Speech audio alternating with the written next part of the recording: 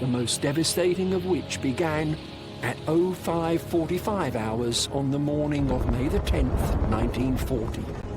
In less than 6 weeks, in as catastrophic and humiliating a military defeat as can be imagined, the battle would be over, and all the countries of continental Europe that had neither allied with Germany nor managed to preserve their neutrality would be under Nazi control.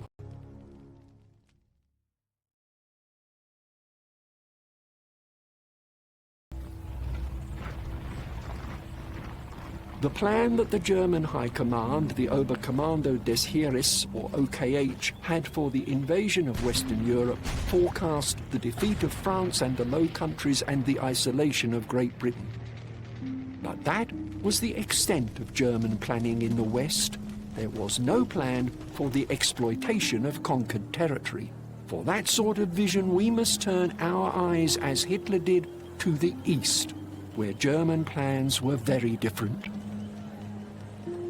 It was only to secure the German rear, preparatory to initiating the plan for the East, the Generalplan Ost, that Hitler bothered with countries on his western borders.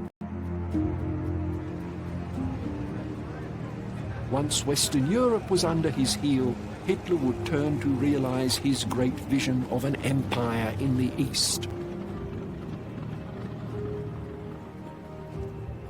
So it was to secure the German rear that Hitler launched the Manstein Plan, a fearful demonstration of what war had become. General George Marshall, US President Franklin D. Roosevelt's Chief of Staff, saw as early as 1940 that the flag-waving days of warfare are gone.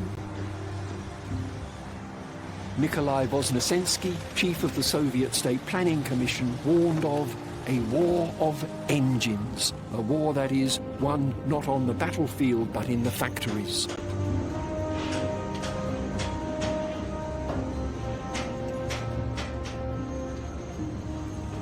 It would not be flag-waving or glinting sabres or scarlet tunics, but bombs and shells and advancing armor that decided the issue, and most critically, not their possession, but their replenishment.